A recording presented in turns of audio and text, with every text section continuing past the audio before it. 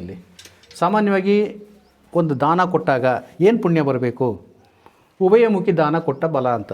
ಉಭಯಮುಖಿ ಅಂದ್ರೇನು? ಹಸು ತನ್ನ ಕರುವಿಗೆ ಹಾಲು ಕೊಡ್ತಾ ಇರ್ತಕ್ಕಂಥದ್ದು, ಅಥವಾ ಗರ್ಭ ಧರಿಸಿರ್ತಕ್ಕಂಥ ಹಸು ಅಂದರೆ ಅದು ಎದುರು ಬದುರು ಇರ್ತದೆ ಮುಖಗಳು.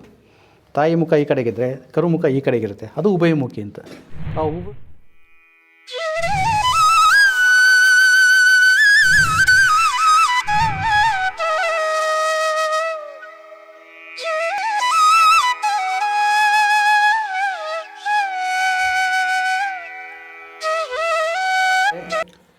ಇದು ದಾನಶಾಸನ. ದಾನಶಾಸನ ಹೇಗಿರುತ್ತೆ ಅಂದರೆ, ಸಾಮಾನ್ಯವಾಗಿ ಅದನ್ನು ನೋಡಿದಾಗಲೇ ನಮಗೆ ತಿಳಿದೋಗುತ್ತೆ. ಮೇಲಿರತಕ್ಕಂಥ ಶಿಲ್ಪವನ್ನು ನೋಡಿದಾಗಲೇ ನಮಗೆ ಇದು ದಾನಶಾಸನ, ಇದು ವೀರಶಾಸನ ಇವೆಲ್ಲ ಗೊತ್ತಾಗ್ಬಿಡುತ್ತೆ. ಇದು ಹೇಗೆ ದಾನಶಾಸನ ಅಂದರೆ, ವಾಸ್ತವವಾಗಿ ಈ ದಾನ ಕೊಟ್ಟಿರ್ತಕ್ಕಂಥ ವ್ಯಕ್ತಿ ತಾನು ಬದುಕಿ ಸೂರ್ಯಚಂದ್ರ ಇರೋವರೆಗೂ ಈ ದೇವಸ್ಥಾನ ಕೊಟ್ಟಿರ್ತಕ್ಕಂಥ ದಾನ ಇರಬೇಕೆಂಬತಕ್ಕಂಥ ಒಂದು ಆಶಯದಲ್ಲಿ ಹಾಕ್ಸಿರ್ತಕ್ಕಂಥ ಆ ಚಂದ್ರಾರ್ಕ ತಾರಂಬರಂ ಅಂತ. ಚಂದ್ರ ಸೂರ್ಯ ನಕ್ಷತ್ರಗಳಿರೋವರೆಗೂ ನಾನು ಈ ದೇವಸ್ಥಾನ ಕೊಟ್ಟಿರ್ತಕ್ಕಂಥ ದಾನ ಇರಬೇಕೆಂಬತಕ್ಕಂಥ ಒಂದು ಆಶೆಯಲ್ಲಿ ಆತ ದಾನ ಮಾಡಿರ್ತಾನೆ. ಆ ದಾನ ಮಾಡಿದಾಗ ಕೆಲವು ಶಾಪಗಳನ್ನು ಹಾಕಿರ್ತಾನೆ ಅವನು. ಏನು ಶಾಪ ಹಾಕಿರ್ತಾನೆ ಅಂದರೆ, ಅದನ್ನು ಇಲ್ಲಿ ತೋರಿಸಿರ್ತಾನೆ. ಇಲ್ಲಿ ಸಾಮಾನ್ಯವಾಗಿ ಒಂದು ದಾನ ಕೊಟ್ಟಾಗ ಏನು ಪುಣ್ಯ ಬರಬೇಕು? ಉಭಯಮುಖಿ ದಾನ ಕೊಟ್ಟ ಬಲ ಅಂತ. ಉಭಯಮುಖಿ ಅಂದ್ರೇನು? ಹಸು ತನ್ನ ಕರುವಿಗೆ ಹಾಲು ಕೊಡ್ತಾ ಇರ್ತಕ್ಕಂಥದ್ದು, ಅಥವಾ ಗರ್ಭ ಧರಿಸಿರ್ತಕ್ಕಂಥ ಹಸು ಅಂದರೆ ಅದು ಎದುರು ಬದುರು ಇರ್ತದೆ ಮುಖಗಳು. ತಾಯಿ ಮುಖ ಈ ಕಡೆಗಿದ್ದರೆ ಕರು ಮುಖ ಈ ಕಡೆಗಿರುತ್ತೆ, ಅದು ಉಭಯಮುಖಿ ಅಂತ. ಆ ಉಭಯಮುಖಿ ದಾನವನ್ನು ಕೊಟ್ಟಂಥ ಫಲ ಬರಲಿ ಅಂದ್ಬಿಟ್ಟು ಇಲ್ಲಿ ಹಸು ಇದೆ, ಇಲ್ಲಿ ಕರು ಇದೆ, ಒಂದಕ್ಕೊಂದು ಈ ಕಡೆ ಇದು ಮುಖ ಈ ಕಡೆ ಮಾಡ್ಕೊಂಡಿದೆ, ಇದು ಈ ಕಡೆ ಮುಖ ಮಾಡ್ಕೊಂಡಿದೆ. ಇದು ಹಾಲು ಕರೀತಕ್ಕಂಥ ಹಸುವನ್ನು ದಾನ ಕೊಟ್ಟಂಥ ಫಲ ಆಗ್ಬೋದು, ಅಥವಾ ಗರ್ಭ ಧರಿಸಿದಂಥ ಹಸುವನ್ನು ದಾನ ಕೊಟ್ಟಂಥ ಫಲ ಬರಲಿ ಯಾರಿಗೆ? ದಾನ ಕೊಟ್ಟವನಿಗೆ ಅಂತ. ಮತ್ತು ಇದನ್ನು ಕಾಪಾಡಿದವನಿಗೂ ಆ ಫಲ ಬರಲಿ ಅಂತ. ಕೊಟ್ಟಂಥ ದಾನವನ್ನು ಕಾಪಾಡಿದವನಿಗೂ ಆ ಪುಣ್ಯ ಬರಲಿ ಅಂತಕ್ಕಂಥ ಇದರಲ್ಲಿ ಅವ್ರು ಕೊಡ್ತಾರೆ. ಇದನ್ನು ಹಾಳು ಮಾಡೋರು ಇರ್ತಾರೆ, ಕದಿಯೋರು ಇರ್ತಾರೆ, ದೇವಸ್ಥಾನದ ಸೊತ್ತುಗಳನ್ನು ಕದಿಯೋರು ಇರ್ತಾರೆ. ಆ ಕದಿಯೋರಿಗೆ ಏನಪ್ಪ ಶಾಪ ಅಂದರೆ, ಇಲ್ಲಿ ಒಂದು ಕತ್ತಿ ತೋರಿಸಿದ್ದಾನೆ ಅವನು. ಈ ಕತ್ತಿಯನ್ನು ತೆಗೆದುಕೊಂಡು ಈ ಅಸಹಕಾರ ಅಂತೇನಿದೆ, ಅಥವಾ ಉಭಯಮುಖಿ ಅಂತೇನಿದೆ, ಅಥವಾ ಗರ್ಭ ಧರಿಸಿರ್ತಕ್ಕಂಥ ಹಸು ಏನಿದೆ, ಹಾಲು ಕೊಡ್ತಾ ಇರ್ತಕ್ಕಂಥ ಹಸು ಏನಿದೆ, ಅದನ್ನು ಕತ್ತರಿಸಿದ ಪಾಪ ಅವನು ಬರಲಿ, ಅದನ್ನು ಸಾಯಿಸಿದಂಥ ಪಾಪ ಬರಲಿ ಅಂತಕ್ಕಂಥದ್ದು. ಸೊ ಇದನ್ನು, ಈ ಕತ್ತಿಯನ್ನು ಅದಕ್ಕಾಗಿ ತೋರಿಸ್ತಾನೆ ಅವನು. ಈ ಕತ್ತಿಯನ್ನು ತೆಗೆದುಕೊಂಡು ಈ ಹಸು ಕರುವನ್ನು ಕೊಂದಂಥ ಪಾಪ ಅವನು ಬರಲಿ ಅಂತ. ಇಲ್ಲಿ ಮತ್ತೆ ಶಿವಲಿಂಗವನ್ನು ತೋರಿಸಿದ್ದಾನೆ. ಇಲ್ಲಿ ಆ ಕಾಲಕ್ಕೆ ಈ ದೇವಸ್ಥಾನ ಗರ್ಭಗೃಹದಲ್ಲಿ ಇದ್ದಿರ್ಬೋದಾದಂಥ ಒಂದು ಶಿವಲಿಂಗ ಇದು. ಮತ್ತು ಅದನ್ನು ಪೂಜೆ ಮಾಡ್ತಾ ಇರ್ತಕ್ಕಂಥ ವ್ಯಕ್ತಿ ಇವರು ಕಾಳಾಮುಖ ಯತಿಗಳಿವರು. ಅಂದರೆ ಇವ್ರಿಗೆ ಮದುವೆ ಆಗಿರೋದಿಲ್ಲ, ಪೂರ್ತಿ ಬ್ರಹ್ಮಚಾರಿ ಆಗಿರ್ತಾರೆ ಇವರು. ಅವ್ರು ದೇವಸ್ಥಾನದಲ್ಲೇ ಒಂದು ಮಠ ಮಾಡ್ಕೊಂಡು ದೇವಸ್ಥಾನದಲ್ಲಿ ಇರ್ತಾ ಇದ್ದಂಥ ಒಂದು ಪಂಥ ಅದು, ಕಾಳಾಮುಖ ಪಂಥ, ಪಾಶುಪತ ಮತ ಅಂತ. ಸೊ ಆ ಯತಿಗಳು ಯಾವಾಗಲೂ ಜಟೆಯನ್ನು ಬಿಟ್ಕೊಂಡು ಗಡ್ಡ ಬಿಟ್ಕೊಂಡು ದೇವಸ್ಥಾನದಲ್ಲಿ ಇರ್ತಾಯಿದ್ರು ಅವರು. ಸೊ ಆ ಯತಿ ಇಲ್ಲಿಂದ ಪೂಜೆ ಮಾಡ್ತಾ ಇರ್ತಕ್ಕ ರೀತಿಯಲ್ಲಿ ಇದನ್ನು ತೋರಿಸಿರ್ತಕ್ಕಂಥ ಲಿಂಗವನ್ನು ತೋರಿಸಿದ್ದಾನೆ. ಮತ್ತು ಇಲ್ಲಿ ಈ ಹಸುಕರು ಇರ್ತಕ್ಕಂಥದ್ದು, ಮತ್ತು ಈ ಖಡ್ಗ ಇರ್ತಕ್ಕಂಥದ್ದು, ಮತ್ತು ಕೊಟ್ಟಂಥ ದಾನ ಸೂರ್ಯಚಂದ್ರ ಇರಬೇಕೆಂಬತಕ್ಕಂಥ ಒಂದು ಆಸೆ, ಇದನ್ನು ಸಿಂಬಾಲಿಕ್ಕಾಗಿ ಈ ಒಂದು ಶಾಸನದಲ್ಲಿ ಬರ್ತಕ್ಕಂಥ ವಿಷಯವನ್ನು ಇಲ್ಲಿ ತೋರಿಸಿದ್ದಾನೆ. ಸಾಮಾನ್ಯವಾಗಿ ಈ ದೇವಸ್ಥಾನ ವಿಕ್ರಮಾದಿತ್ಯನ ಕಾಲದ್ದು ಅನ್ನೋದಕ್ಕೆ ನಮಗೆಲ್ಲ ಅವನ ಹೆಸರು ಇಲ್ಲೇ ಗೊತ್ತಾಗ್ತಾ ಇದೆ. ವಿಕ್ರಮಾಂಕ ಭೂಲೋಕ ವಿಭು ಅಂತ ಬರ್ತಾಯಿದೆ. ಬಹುಶಃ ವಿಕ್ರಮಾದಿತ್ಯ ಇದಕ್ಕೆ 1128ಕ್ಕೆ ಇದು ಬರುತ್ತೆ. ಇದು 1128 ಅಂದರೆ ಇದು ಇವತ್ತಿಗೆ 1800-900 ವರ್ಷಗಳ ಹಿಂದೆ ಈ ದೇವಸ್ಥಾನ ಕಟ್ಟಿರ್ತಕ್ಕಂಥದ್ದು. ಅಂದರೆ ಇದು ಕಾಲನೂ ಇದೆ, ಇಲ್ಲೆಲ್ಲ ಸೌದೋಗಿದೆ, ಇದು ಓದೋಕ್ಕಾಗೋಲ್ಲ ಈಗ. ಇದು ಮುದ್ರಣ ಆಗಿದೆ, ಇದು ಶಾಸನ, ಅಲ್ಲಿ ನೀವು ತಿಳ್ಕೊಳ್ಬೋದು. ಹೀಗಾಗಿ ಈ ದೇವಸ್ಥಾನವನ್ನು ಕಟ್ಟಿದಾಗಲೇ ಈ ಶಾಸನ ಹಾಕ್ಸಿರ್ತಕ್ಕಂಥದ್ದು. ಅವನು ದಾನ ಕೊಟ್ಟು ಈ ಶಾಸನ ಹಾಕ್ಸಿರ್ತಕ್ಕಂಥ ಒಂದು ಕೊಟ್ಟಿದ್ದಾನೆ. ಹೀಗಾಗಿ ಈ ಒಂದು ಶಾಸನವನ್ನು ಕಾಪಾಡಬೇಕು ಅಂತ ಕೊಟ್ಟಿದ್ದಾರೆ. ಅದೇ 800 ವರ್ಷಗಳಲ್ಲಿ ಕಲ್ಲು ಸೌದಿದೆ, ಸ್ವಲ್ಪ ಶಾಸನ ಸೌದಿದೆ.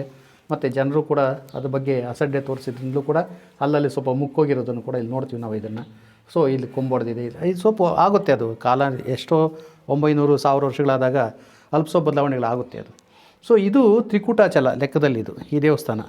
ನಮ್ಮಲ್ಲಿ ಹಿಂದೂಗಳಲ್ಲಿ 2 ಥರದ ದೇವಸ್ಥಾನಗಳು ಬರುತ್ತೆ. ಕಾಶಿ ಅಥವಾ ಗಯೆ ಇವೆಲ್ಲವೂ ದೇವಸ್ಥಾನಗಳಲ್ಲ, ಅವು ತೀರ್ಥಕ್ಷೇತ್ರಗಳವು. ಅಲ್ಲಿ ನೀವು ದೇವರ ದರ್ಶನ ಮಾಡದೆ ಮಾಡ್ಬೋದು, ಬಿಟ್ಟರೆ ಬಿಡ್ಬೋದು. ಅಲ್ಲಿ ಸ್ನಾನ ಮುಖ್ಯ ಅಷ್ಟೇ ನಿಮಗೆ. ನೀವು ಉತ್ತರ ಭಾರತಕ್ಕೆ ಹೋದರೆ ಅಲ್ಲಿ ಯಾರೂ ಕೂಡ ಈಗ ಇದು ಯಾವುದು ಇದು ಬರುತ್ತಲ್ಲ, 12 ವರ್ಷಕ್ಕೊಂದು ಸಾರಿ ಬರುತ್ತಲ್ಲ, ಏನದು ಕುಂಭಮೇಳ ಬರುತ್ತಲ್ಲ. ಕುಂಭಮೇಳದ ದೇವ್ರ ಪೂಜೆ ಅಲ್ಲ ಅದು. ಕುಂಭಮೇಳದಲ್ಲಿ ನಿಮ್ಗೆ ಏನಿದ್ರು ಇದು ಸ್ನಾನ ಮಾಡೋದಷ್ಟೇ, ಅದು ಸ್ನಾನ ಮಾಡಿ ಬರೋದಷ್ಟೇ ಮುಖ್ಯನೇ ಹೊರತು ಅಲ್ಲಿ ದೇವ್ರ ಪೂಜೆ ಮುಖ್ಯ ಅಲ್ಲ ಅಲ್ಲಿ. ಹೀಗಾಗಿ ಉತ್ತರ ಭಾರತದಲ್ಲಿರ್ತಕ್ಕಂಥ ದೇವಾಲಯಗಳೆಲ್ಲವೂ ಕೂಡ ಅವು ತೀರ್ಥಕ್ಷೇತ್ರಗಳವು. ಅಲ್ಲಿ ದೇವ್ರ ಮುಖ್ಯ ಅಲ್ವೇ ಅಲ್ಲ, ಉತ್ತರ ಭಾರತದವ್ರಿಗೆ ದೇವ್ರ ಮುಖ್ಯ ಅಲ್ಲ.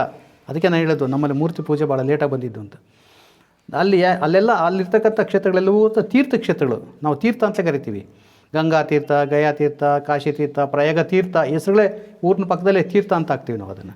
ಹೀಗಾಗಿ ಉತ್ತರ ಭಾರತದಲ್ಲಿರ್ತಕ್ಕಂಥ ಬಹುತೇಕ ದೇವಾಲಯಗಳೇನಿದೆ, ಆ ದೇವಸ್ಥಾನಗಳೆಲ್ಲ ಅವು ತೀರ್ಥಗಳವು. ಅಲ್ಲಿ ಸ್ನಾನ ಮಾಡೋದೇ ಮುಖ್ಯ ನಮಗಷ್ಟೇ. ಅಲ್ಲಿ ನೀವು ಕೇದಾರಕ್ಕೆ ಹೋದರೂ ಕೂಡ ಕೇದಾರನಾಥನ ದರ್ಶನ ಅಲ್ಲ ಮುಖ್ಯ, ಅದು ಅಲ್ಲಿ ಬರ್ತಕ್ಕಂಥ ಮನ್ನಾರಿಕೆ ನದಿಯಲ್ಲಿ ಸ್ನಾನ ಮಾಡ್ತಕ್ಕಂಥದ್ದು. ಹೀಗಾಗಿ ತೀರ್ಥಗಳವೆಲ್ಲವೂ ಕೂಡ ಆ ತೀರ್ಥಕ್ಷೇತ್ರಗಳು ಅಲ್ಲಿ ತೀರ್ಥಕ್ಷೇತ್ರಗಳಾದರೆ ನಮ್ಮ ದಕ್ಷಿಣ ಭಾರತದ ಅದಕ್ಕೆ ವಿರುದ್ಧ.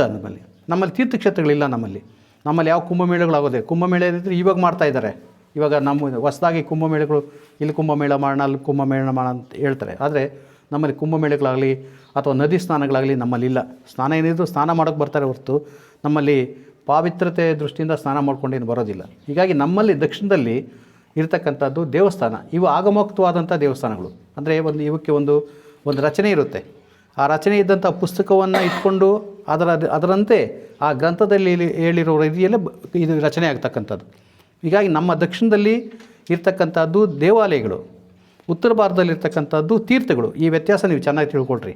ಈ ತಿಳ್ಕೊಳ್ದೇ ಇದ್ದರೆ ನಾವು ಸುಮ್ಮನೆ ಇದನ್ನೆಲ್ಲ ಬೆರೆಸೇ ಮಾಡಿದ್ರೆ ಒಂಥರ 5-6 ಮನೆಯಲ್ಲಿ ಸಾಂಬಾರು ತಂದು ಒಂದು ಕಲಿಸ್ಕೊಂಡು ತಿನ್ನಂಗೆ ಆಗುತ್ತೆ. ಅದು ಅಂದರೆ ನಾವು ತಿಳ್ಕೊಳ್ಳಿಲ್ಲ ಅಂದರೆ ಅದು.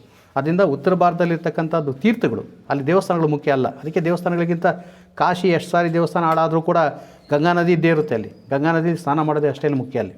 ಸೊ ಹೀಗೆ ಇಲ್ಲಿ ನಮ್ಮ ದಕ್ಷಿಣದಲ್ಲಿ ಆಗಲ್ಲ. ದಕ್ಷಿಣದಲ್ಲಿ ಪಂಥಗಳು ಬಂದವು, ಶ್ರೀ ವೈಷ್ಣವ ಪಂಥ, ಶೈವ ಪಂಥ, ಇದು ವೈಷ್ಣವ ಪಂಥಗಳು ಬಂತು. ಪಂಥಗಳಲ್ಲಿ ಆಗಮ ಗ್ರಂಥಗಳು ಬರ್ತವೆ. ಆ ಆಗಮ ಗ್ರಂಥಗಳ ಪ್ರಕಾರ ನಮ್ಮಲ್ಲಿ ದೇವಸ್ಥಾನಗಳ ರಚನೆ ಆಗುತ್ತೆ, ತೀರ್ಥಗಳ ರಚನೆ ಇಲ್ಲ. ಇಲ್ಲಿ ಯಾವುದೇ ಒಂದು ಕ್ಷೇತ್ರ ತೀರ್ಥಕ್ಷೇತ್ರ ಅಲ್ಲ ಇದು ಆಗಮ ಕ್ಷೇತ್ರಗಳಿವು. ಈ ಆಗಮ ಕ್ಷೇತ್ರಗಳಲ್ಲಿ ಭಾಳ ಮುಖ್ಯವಾಗಿ ಬರ್ತಕ್ಕಂಥದ್ದು ದೇವಸ್ಥಾನದ ರಚನೆ. ಇಲ್ಲಿ ಯಾವುದೇ ನದಿ ಹರಿಬೋದು, ಹರಿದೇ ಇರ್ಬೋದು. ಆದರೆ ಇಲ್ಲಿ ಭಾಳ ಪ್ರಮುಖವಾಗಿ ಬರ್ತಕ್ಕಂಥದ್ದು ನಾವು ದೇವ್ರ ದರ್ಶನ ಮಾಡ್ತಕ್ಕಂಥದ್ದು. ಇದು ನಮ್ಮಲ್ಲೆಲ್ಲ ದೇವ್ರ ದರ್ಶನ ಮಾಡ್ತಕ್ಕಂಥದ್ದೇ ಭಾಳ ಮುಖ್ಯ. ಅದಕ್ಕೆ ನಮ್ಮಲ್ಲಿ ಸ್ವಲ್ಪ ಜಾತ್ರೆಗಳು ಇವೆಲ್ಲವೂ ಕೂಡ ಆಗ್ತಕ್ಕಂಥದ್ದು ನಮ್ಮಲ್ಲಿ ಜಾಸ್ತಿ. ಉತ್ತರ ಭಾರತದಲ್ಲಿ ಇವೆಲ್ಲ ಇಲ್ಲ. ಆದ್ದರಿಂದ ನಮ್ಮಲ್ಲಿರ್ತಕ್ಕಂಥದ್ದು ದೇವಾಲಯ ರಚನೆಗಳು ಬರ್ತಕ್ಕಂಥದ್ದು, ಉತ್ತರ ಭಾರತದಲ್ಲಿ ಬರ್ತಕ್ಕಂಥದ್ದು ತೀರ್ಥಕ್ಷೇತ್ರಗಳವು. ಈಗ ಅಲ್ಲಿ ದೇವಸ್ಥಾನ ಅಲ್ಲಿ ಮುಖ್ಯ ಅಲ್ಲ. ಪ್ರಯಾಗಲ್ಲಿ ಯಾವ ದೇವಸ್ಥಾನಕ್ಕೆ ಹೋಗ್ತೀರಿ ನೀವು? ಪ್ರಯಾಗಲ್ಲಿ ದೇವಸ್ಥಾನದಲ್ಲಿ ಇದು ಗಂಗಾ ನದಿ, ಯಮುನಾ ನದಿ ಸೇರ್ತಕ್ಕಂಥ ಜಾಗದಲ್ಲಿ ನೀವು ಒಂದು ಮುಳುಗ್ಕೊಂಡು ಬರ್ತೀರಷ್ಟೇ, ಸ್ನಾನ ಮಾಡಿ ಬರ್ತೀರಷ್ಟೇ. ಯಾವುದೇ ದೇವ್ರ ಪೂಜೆ ಅಲ್ಲಿ ಮಾಡೋದಿಲ್ಲ. ಎಲ್ಲಕ್ಕೆ ದೇವರಿಲ್ಲ ಅಲ್ಲಿ.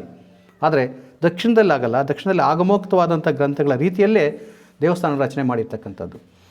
ಈ ದೇವಸ್ಥಾನ ರಚನೆ ಕಾಲಕ್ಕೆ ಅದು ಸ್ವಲ್ಪ ಹೆಚ್ಚು ಕಡಿಮೆ ನಮ್ಮಲ್ಲಿ ಈ ದೇವಸ್ಥಾನದ ಒಂದು ಕಲ್ಪನೆ ಬಂದಿದ್ದೇ 1-2,000 ವರ್ಷಗಳ ಹಿಂದೀಚೆಗೆ. ಅದಕ್ಕೆ ಮೊದಲು ನಮ್ಮ ಭಾರತ ಖಂಡದಲ್ಲೂ ಕೂಡ ದೇವಸ್ಥಾನಗಳಿರಲಿಲ್ಲ. ದೇವಸ್ಥಾನ ಅನ್ನೋದು ನಮ್ಮಲ್ಲಿ ಇದ್ದಿದ್ದು ಏನಿದ್ರು ಇದರಲ್ಲಿ ಯಾವುದೋ ಆಗಮಗಳ ಮೂಲಕ ಅಥವಾ ವೇದಗಳ ಮೂಲಕ, ವೇದ ಮಂತ್ರಗಳ ಮೂಲಕ ಅಥವಾ ಅಗ್ನಿ ಮೂಲಕ ನಾವು ದೇವರನ್ನು ಆಹ್ವಾನಿಸ್ತಾ ಇದ್ವಿ. ದೇವರಿಗೆ ನಾವು ಅಗ್ನಿ ಮೂಲಕನೇ ಅರ್ಘ್ಯ ಕೊಡ್ತಾ ಇದ್ದಿದ್ದು. ಹೀಗಾಗಿ ದೇವಸ್ಥಾನಗಳನ್ನು ನಾವು ನೋಡ್ತಾ ಇದ್ದಿದ್ದು ಅರ್ಘ್ಯದ ಮೂಲಕವೇ. ಸಾಮಾನ್ಯ ಜನರಿಗೆ ದೇವಸ್ಥಾನಗಳಿಗೇನು ಹೋಗ್ತಾ ಇರಲಿಲ್ಲ. ಸಾಮಾನ್ಯ ಜನರಿಗೆ ಯಾವ ದೇವಸ್ಥಾನಗಳು ಯಾವತ್ತು ಕಾಲಕ್ಕೂ ಇರಲಿಲ್ಲ. ಅವರೇನು ದುಡಿಯೋದು. ಸೊ ಅವ್ರಿಗೆ ಆದಂಥ ಒಂದು ಗುಂಪು ಇರ್ತಾಯಿತ್ತು. ಆ ಗುಂಪಿನ ಜೊತೆಯಲ್ಲಿ ಬದುಕ್ತಕ್ಕಂಥದ್ದು ಅಷ್ಟೇ ಅವ್ರಿಗಿದ್ದಿದ್ದು. ಹೀಗಾಗಿ ಯಾವಾಗ ಆಗಮಗಳು ಬಂದವು, ಭಾಗವತ ಪಂಥ ಬಂತು, ಭಾಗವತ ಪಂಥದಿಂದ ಆಚೆಗೆ ಇದು ಆಗಮಗಳು ಬೇರೆ ಬೇರೆ ಬರ್ತಾ ಇರ್ತವೆ. ಶೈವಾಗಮ, ವೈಷ್ಣವಾಗಮ, ಇವು ಪ್ರಮುಖವಾಗಿ 2 ಪ್ರಭೇದ ಬರುತ್ತೆ. ಇದು ನಮ್ಮಲ್ಲಿ ಶೈವಾಗಮವೇ ಇದು ಪ್ರಾಚೀನವಾಗಿ ಇದ್ದಿದ್ದು. ಶೈವಾಗಮ ಹೆಚ್ಚಿಗೆ 5-6ನೇ ಶತಮಾನದಲ್ಲೇ ನಮಗೆ ಶುರುವಾಗುತ್ತೆ ಶೈವಾಗಮ ಅಂದರೆ ಪಂಚಾಯತನದ ಒಂದು ದೇವಸ್ಥಾನಗಳು.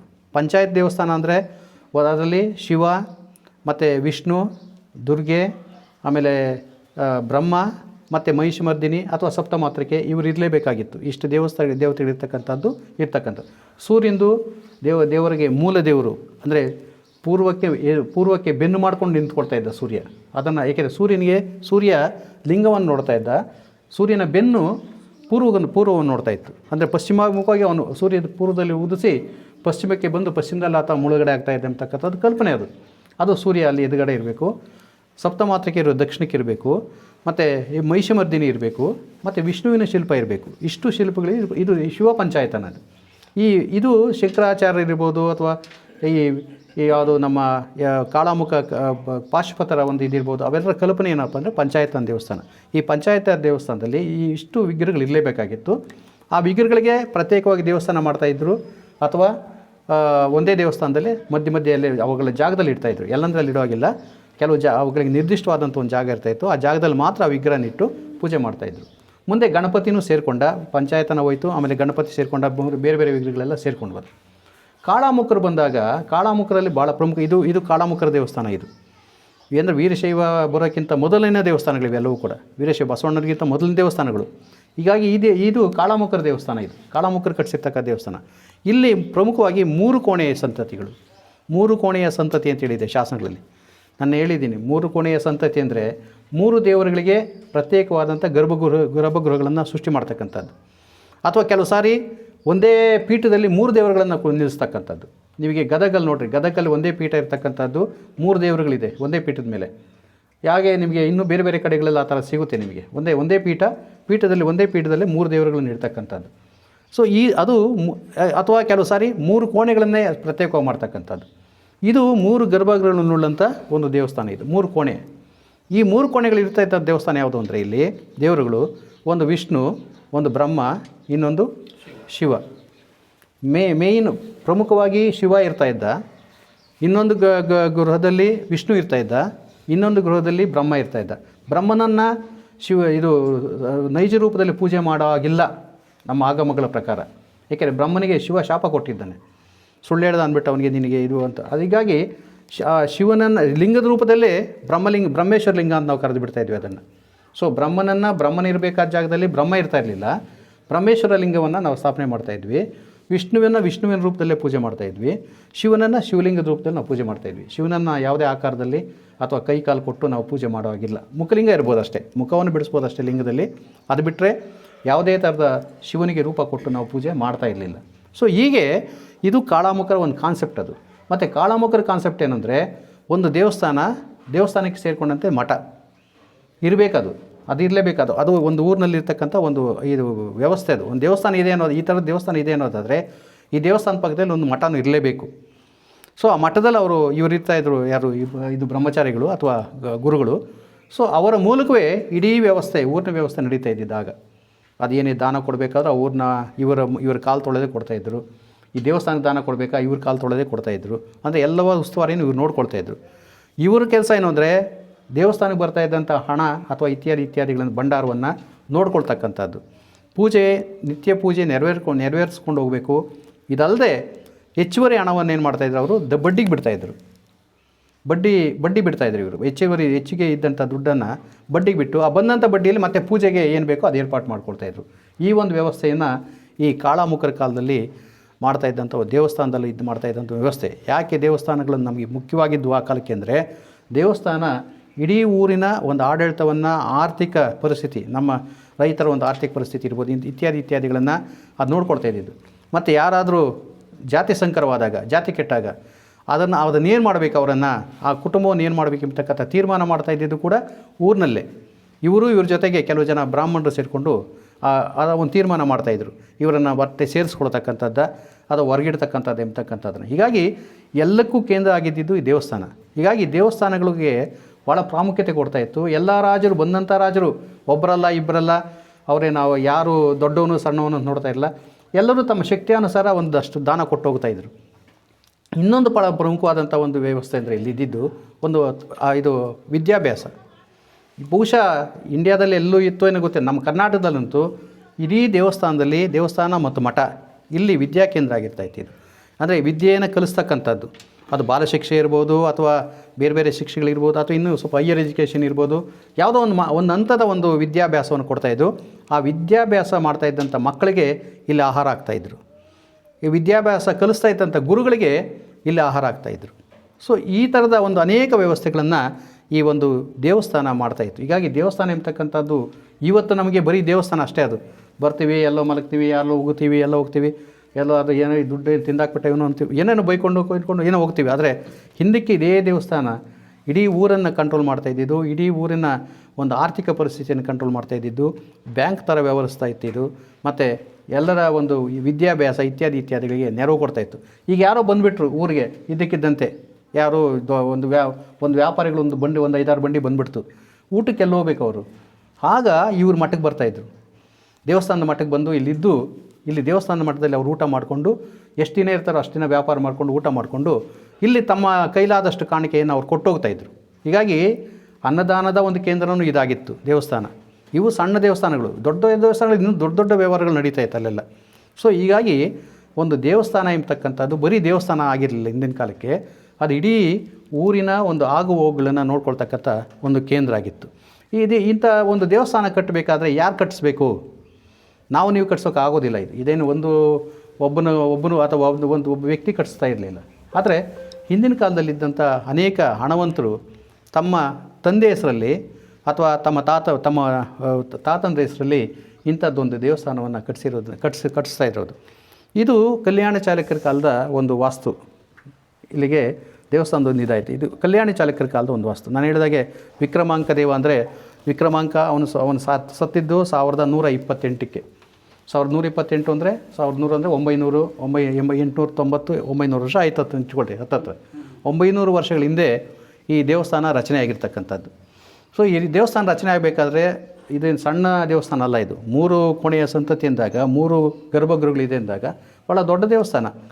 ಆ ದೇವಸ್ಥಾನ ಕಟ್ಟೋವರೆಗೂ ಅಷ್ಟೂ ಜನರನ್ನು ಸಾಕಬೇಕಾಗಿತ್ತು. ಶಿಲ್ಪಿಗಳನ್ನು ಆತ ಕಲ್ತರ್ತಕ್ಕಂಥದ್ದು, ಆ ಒಡ್ರನ್ನು ಸಾಕಬೇಕಾಗಿತ್ತು. ಬಂಡಿಗಳಿಗೆ ಕಟ್ಟಿದಂಥ ಎತ್ತುಗಳು ಮತ್ತು ಕೋಣಗಳು ಅವುಗಳನ್ನು ಸಾಕಬೇಕಾಗಿತ್ತು.